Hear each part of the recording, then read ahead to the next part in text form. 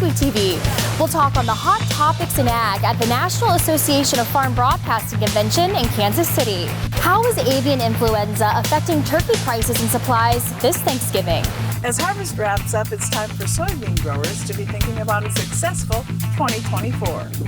And Fargo hosts a movie premiere for a new documentary about 100 years of Gleaner combines.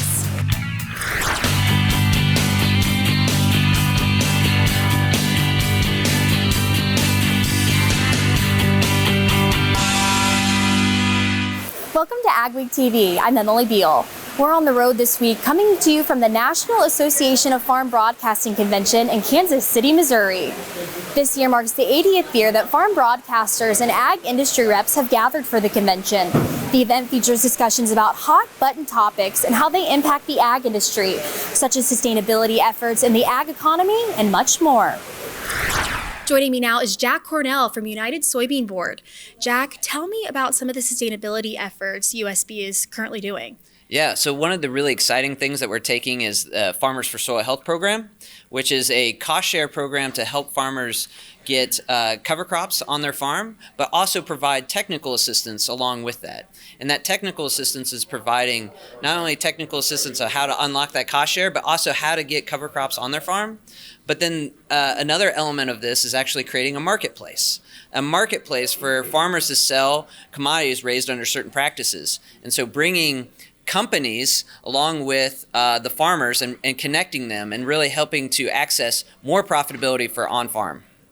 We're currently hearing about an initiative to have 30 million acres of cover crops by 2030. What's USB doing to help ensure that? Well, so we're supporting this initiative through the Farmers for Soil Health, and we actually have this grant we received through the Partnership of Climate Smart Commodities.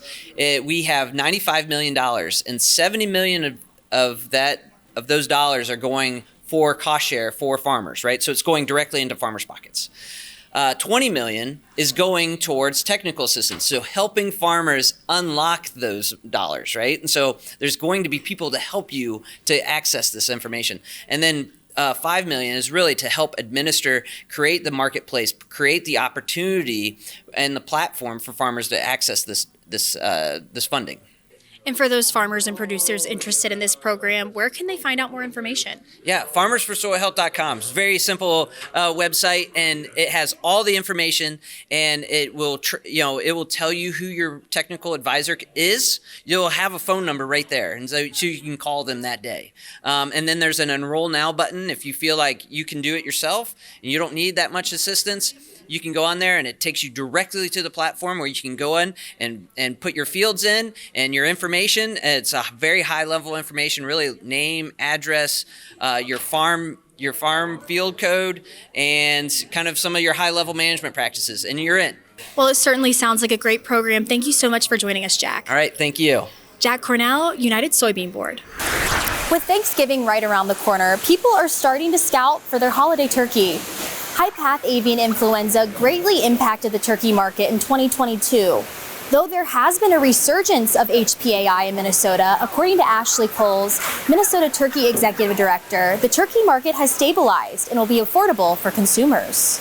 You know, as you approach your Thanksgiving shopping list or any holiday shopping list, turkey tends to be a loss leader for grocery stores to entice folks to do all of their holiday grocery shopping at that specific grocery store. And so if you go into a grocery store today, you're going to see bins full of frozen turkeys at a very, very reasonable cost.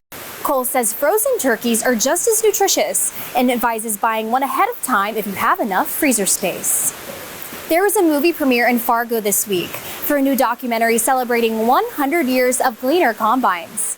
The premiere drew a full house of Gleaner fans. Gleaner began making harvesters in Kansas in 1923 and revolutionized farming with the first self-propelled combine. Gleaner's marketing manager says while there have been lots of changes in ag and equipment over the years, some things have stayed the same. It started as a harvester and is still one today.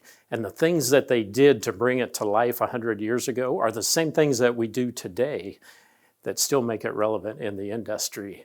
You know, the simplicity, the comfort, making harvest easier for those customers. The movie was produced locally by Studio 46. Producer and director Heidi Rosenauer says a documentary is the perfect way to showcase the memories and traditions of the first 100 years of Gleaner.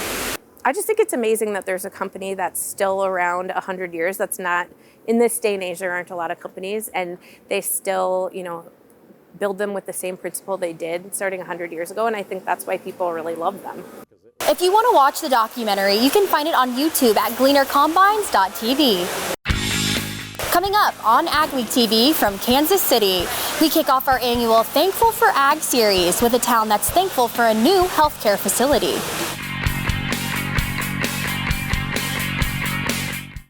Dear Dave, thanks for the early order.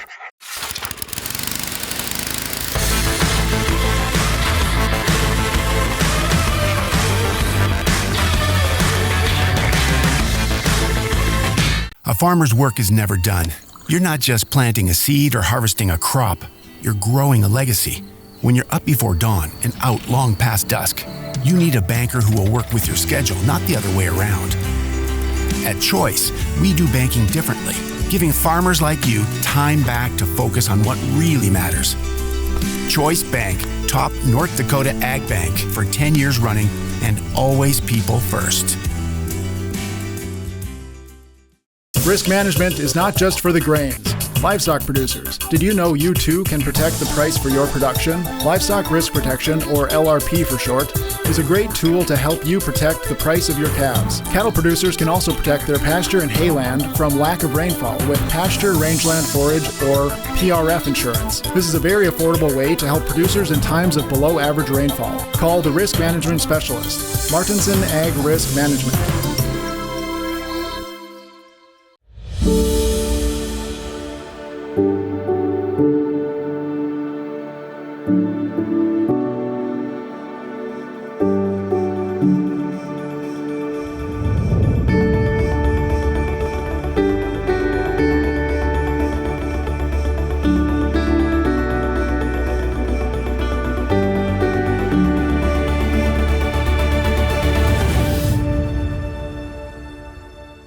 Join Erickson Custom Operations for our fall producer meeting during the Northern Ag Expo, Tuesday, November 28th through Wednesday, November 29th at the Avalon Event Center. We reserved a hotel conference room at the Homewood Inn and Suites in North Fargo. We'll be having an open forum meeting for producers to attend and gain information on the 2023 trials, with discussions about new products coming in 2024.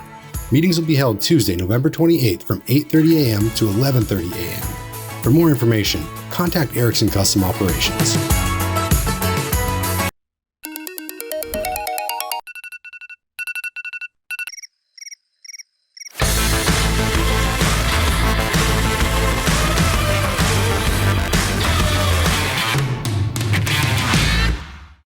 Welcome back to AgweekTV from the National Association of Farm Broadcasting Convention in Kansas City, Missouri.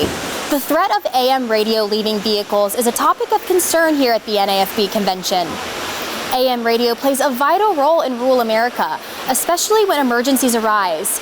Minnie Centeno, project manager for the Federal Emergency Agency, says keeping AM radio accessible is a matter of public safety.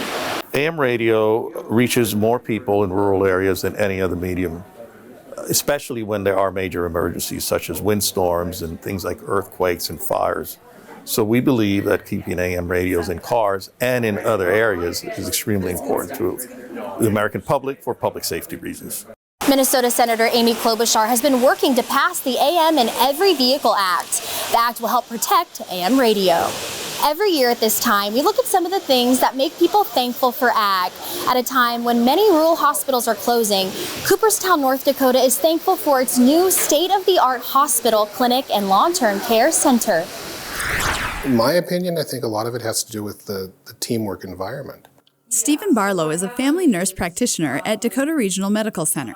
Barlow says he loves practicing in a smaller facility in a small town because of the close collaboration among the staff and the personal care he can offer patients at all stages of life. But he says another vital function is that it's often the first stop in an emergency. We know that in rural communities there are poorer outcomes because of lack of accessibility. And when minutes matter, having a place that can care for you, even if it's only to stabilize and get you to the next phase of your care, is essential. The former hospital was aging and in danger of closing when the community stepped up to support the new facility. Rural people take care of their people, and I just didn't have a desire to go where patients are a number. It was much more important to take care of people that you get to know their name and their family. Amber Wogsland helped raise money for the new facility. She says it's great for patients to have convenient access to care, but it also benefits the whole community. They know us, they understand us, and again, it's just one of those impactful things that isn't just happening here at the hospital or the clinic, but it's also helping within the community. It is a beautiful thing to work in rural health, and I wouldn't do it anywhere else. You can read much more in the next Ag Week magazine or at agweek.com. A North Dakota ag teacher is thankful for a big prize that's allowing her to improve her school's program. Desi Severance is a teacher at Wyndmere High School in the Southeast Career Technical Center. She won Harbor Freight's Tools for Schools program the second year she applied. She won $50,000. $35,000 goes to the school and $15,000 is for her to use personally. She plans to use the school portion to improve the ventilation in the welding area. She says it will benefit students for years to come. I'm very thankful for the recognition this has brought to our small town program. It's kind of put Wyndmere on the map as far as career and tech education goes. I'm very thankful for the funds to be able to improve my program. Severance plans to take her family on a vacation this winter with her portion of the award. She was also named North Dakota Ag Teacher of the Year. There's a farm in south central Minnesota where people are thankful for farming and faith. At the Good Courage Farm near Hutchinson, they grow and give away 14 perennial crops, including apples, pears, and other fruits, along with chickens and ducks. They distribute produce and eggs through the First Nations Kitchen in Minneapolis. They also have an agrarian ministry. Good Courage priest and farmer Carrie Meyer says the name comes from what farmers need every day. The farm is affiliated with the Episcopal Church and is largely run by volunteers. A red barn and silo serve as a worship place. And our purpose is to offer space for people to engage in their Christian practice at the intersection of food and farming and faith. Meyer says they gather for worship throughout the growing season, and on Wednesdays they have pie and prayer, with pies made with fruit from the farm. She says they draw people from the region, including the Twin Cities, and travelers who stop as they are passing through. Ahead on AgweekTV, we'll have some tips for soybean growers to be getting ready for a successful 2024.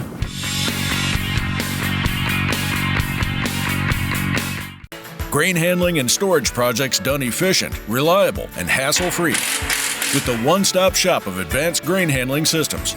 Get better test weights and less crop damage with their continuous mixed-flow grain dryers from Grain Handler and Nico. Get grain bins built to last from West Steel and Sioux Steel. Advanced Grain customizes each project to maximize your farm production. Contact Advanced Grain Handling Systems in Mayville for a free quote and site consultation. Mice are a real problem and get into everything. They leave a scent trail, bringing more mice to the party. Poisons and traps just lure mice in, leaving you with the mess and costly damage. Introducing Mouse Mix, the world's safest and most effective deterrent. The pleasant scent interferes with the mouse's sense of smell. Simply put, they can't stand it. Mouse Mix works 6 months for complete winter storage of campers, cabins, boats, cars, and farm equipment. Mouse Mix, you put it out and the mice leave. It was October 1st, 2009. We needed some machinery for the farm. We decided to see if we could become a dealer, and that's kind of grown into what it's been today. We offer basically anything short line. Seed tenders, fertilizer spreaders, sprayers. We can really set ourselves apart by the knowledge we have in those things, by the amount of units we have on hand at all times. I just have a passion for helping people, getting to know people. It just becomes a lot of fun. Hi, Bill Kelsey here, Geringhoff Territory Manager, covering northern Minnesota and the Dakotas. At Geringhoff, we offer a full line of the best harvest headers and residue management systems on the market. Contact me today to discuss your farm's needs. From there, I'll connect you with an authorized Geringhoff dealer.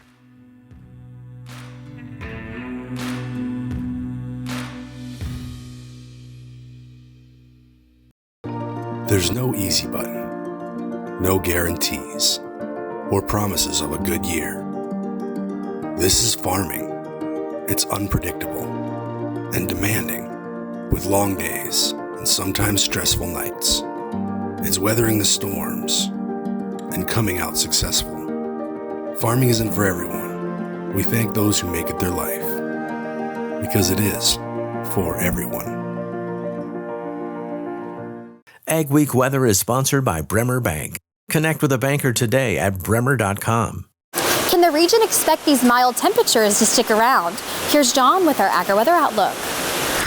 Moving into the latter part of November, the time around Thanksgiving, the weather pattern is locking into a fairly cold and mostly dry weather pattern for much of the agricultural regions of the United States. Now, I don't mean there will be no precipitation. I'm just not looking for a lot of expansive stuff and a lot of storms. Now, cold weather is definitely dropping in. It's not the frigid stuff. We're not going to see a lot of sub-zero weather, just going to see a lot of freezing weather into the north central part of the United States, and at times, you'll watch as that actually drops a little bit further south. The jet stream pattern that we're watching, this one that has a fairly major area of low pressure in the southern plains, but some ridging in the northern plains. But this trough in the Great Lakes area and Hudson Bay will actually retrogress this week, and that will allow, that means move backwards basically, move back to the west, and that's going to allow some colder weather, some freezing weather to drop into the northern plains in time for the Thanksgiving holiday, and pull down a little bit of frigid weather, but it's really not going to get much further north in the Hudson Bay area. So we're going to see a lot of cold temperatures. By that I mean near freezing or below freezing daytime across the northern plains and the mountains, of course. Cool weather will penetrate the south. Not going to see a lot of hot weather anywhere. Very little 80s and 90 type weather. There'll be some 70s along the coast and over Texas, Southern California, its usual self, but a fairly cool but mostly dry weather pattern. Notice the trace of the jet, a lot of ridging up here, a lot of troughing as these jet streams kind of center around a large area of low pressure, which is basically going to stall out through the holidays. And as we move on into the weekend after Thanksgiving and on into the week after Thanksgiving, which this year is still mostly November, owing to the early date of Thanksgiving this year, it's going to remain relatively cold, mostly below freezing or 30s, maybe a stray day in this dark blue may get up to 40 degrees, but it's mostly pretty cold weather. But without a lot of snow on the ground, it's not likely to be really frigid. We'll keep that stuff locked in up north. Jet stream by the end of the pattern appears to be going a little more flat. We call that zonal flow, west to east, and that means that as the calendar turns toward December, it's beginning to look like not only will it be relatively mild, but it looks like it might be staying fairly dry. So not a terribly harsh start to December. This week the pattern will show snows in the mountains, mostly dry weather over the southwest southern plains, probably one weather system that brings a little precipitation on the eastern side of the Corn Belt, might come as far west as Iowa. The second week, which means the first part of December, looking mostly dry. Cold but dry, an odd combination. Farming the land carries a lot of responsibilities. You plan and forecast the acres. You plant the crops. You spray the crops. You pray over the crops for good weather and moisture. And you harvest the crops that are long awaited. Erickson Custom Operations would like to extend to you and your families a blessed and happy Thanksgiving.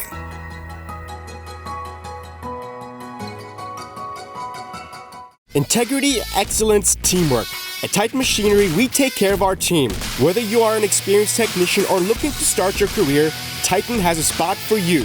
Earn a competitive pay with the potential to make in excess of 6 figures. Service techs, come grow with a company that invests in you. Titan Machinery offers company HSA and 401k contributions, free single healthcare, and a generous tool allowance. Plus, we'll provide all of your uniform and safety gear. Apply today at titanmachinery.com/careers. When it comes to grain storage and handling solutions, one call does it all. Gateway Building Systems is one of the largest Brock bin dealers in the U.S. Our expert team is dedicated to creating a customized plan for your future success. Expanding your operation has never been easier with our range of Brock solid bins, grain dryers, conveyors, and more. As your trusted partner, we are committed to serving the needs of farmers. Take the first step toward success and call Gateway Building Systems today. Getting down to business on the farm means hitting the office early, making sure your team's ready to go, getting updates from the field, and talking with your management team. At Bremer Bank, we understand the business of farming and how to protect and grow your operation, so you can be sure your present and your future are in good hands.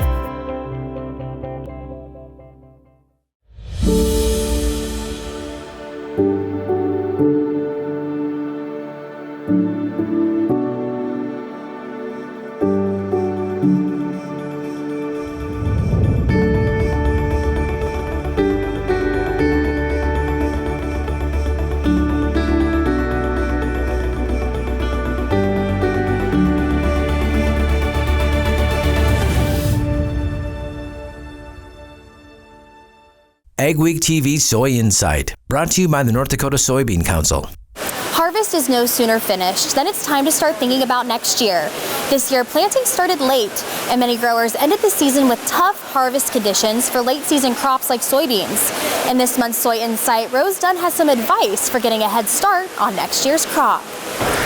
There's been less time for post-harvest operations such as some fall tillage or fertilizer application. Greg Andrus is a cropping systems specialist at the NDSU Research Station in Carrington, North Dakota. He says if you're running short of time this fall, it's probably okay to leave the residue on the field, as it will help reduce soil erosion over the winter and help retain soil moisture for a spring boost. Especially if it's standing residue, either small grain or maybe corn residue, that'll certainly help us capture some snow and moisture that may help give us a boost for our soybean yields next year. And Andrews reminds crop rotation is important. Avoid following soybean with soybean a second year, as it can leave your crop vulnerable to pests like soybean cest nematode and tough-to-control weeds like kochia and water hemp. So going with crop rotation will help give us more tools for managing the weeds or managing the diseases that are out there. Andrews says planting soybean after corn or wheat will increase yields by about 5%. And he says choosing the right variety is also important to maximize yields. In other words, in North Dakota, we have a short growing season, and we don't want our soybean crop to be done before the season's done. But on the other end of the scale, we don't want to choose a long maturing variety and then get hit by a killing frost. Another key to success is soil sampling. Agronomist Sarah Hall-Lovis says now is the time to collect soil samples. She says soybean growers need to be testing for phosphorus, potassium, iron deficiency, chlorosis, and soybean cyst nematode egg counts. Soybeans are a very high user of phosphorus and potassium levels, and it's critical to be monitoring those levels and making sure that there's adequate amounts of those nutrients in the soil to support their soybean crop. Andrus and Lovis say these actions now can yield bigger profits next year. This is Rose Dunn for AgWeek. To learn more about soil testing, variety selections, and disease, weed, and pest management, contact your local NDSU Extension office. Still ahead on AgweekTV, SDSU shows off its swine program. So in 2017, RTD developed a thing called Whip Drain, and it is a drainage and aeration platform for many types of stockpiles. Sand or aggregates, sugar beets or potatoes. We can drain the water away from the product, and we can also force air into the platform and aerate the whole bottom of it. We've designed it so you can operate 988 cat loaders. I think they weigh about 140,000 pounds. Whip Drain is engineered to withstand that type of treatment. Attention farmers, increase your revenue and prevent compaction from squeezing your profits with PTG's Central Tire Inflation System, now offered at OK Tire and Service. All controlled from the tips of your fingers, ensuring increased yield and improved fuel economy by adjusting your tire pressure within minutes. You are ensuring the best performance from your tractor on the field and off the field, compatible with any radial tire. Call the OK Tire team today or visit oktireinc.com to learn more.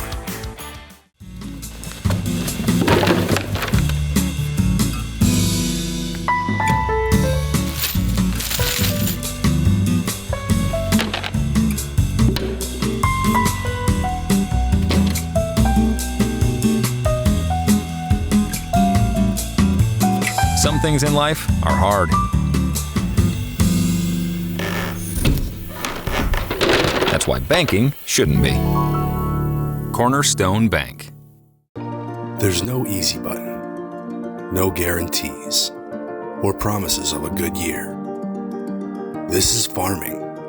It's unpredictable and demanding, with long days and sometimes stressful nights. It's weathering the storms and coming out successful. Farming isn't for everyone. We thank those who make it their life, because it is for everyone. The story of a farm is the story of a family.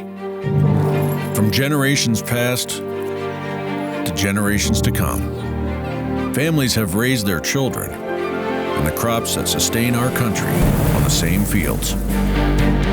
Today, with a better nitrogen, farmers can continue to take care of what matters most, the land they work and the people they do it with. South Dakota State University is showing off its swine program. The school welcomed dozens of students, leaders, and producers involved in the swine industry to its 7th annual Swine Day. This event gives visitors a look at some of the swine research being done at SDSU. The last thing we want to do here at South Dakota State is do research, get it published in a journal article, and nobody sees it, right? And so and again, I think, Ari, that's a big part of the land grant mission, right? You know, take the research that's developed in the university and get it out. So one of the things that this does, it really helps disseminate the information. Collaboration is a key part of any industry. That's why this event is centered around bringing people from a variety of areas of swine production together to learn. Any one person, is limited either in their sphere of influence, okay, and in their ability to absorb information or to go and find that information. And so by bringing individuals with a common goal or around a common topic, in this case swine production, we get the opportunity to learn. Some of the topics discussed at the event included sustainability, swine health and nutrition, and steel swine barn construction. Bull sale season is right around the corner, and this year AgWeek is showcasing the genetics the region has to offer and much more in our AgWeek Bull Sale Guide. The guide features beef, cattle health, and nutrition information, along with ag industry news and education. The AgWeek Bull Sale Guide will be distributed to more than 50,000 beef producers across 7 states, making it a premier advertising opportunity to grow your ag business. The AgWeek Bull Sale Guide will get your business in front of a targeted audience in the months to come. Book your ad by December 1st to be included in this January publication. Stories you'll only see on AgweekTV.com and in AgWeek magazine this week. Minnesota has celebrated certifying its 1 millionth acre in its ag water quality program. And a top Canadian official has stressed the importance of the country's ag trade relationship with the U.S. We appreciate you watching us this week from Kansas City, Missouri, as we attended the NAFB convention. Remember to check us out daily on Facebook, Twitter, Instagram, and TikTok to keep up on all your ag news. Have a wonderful week, everyone.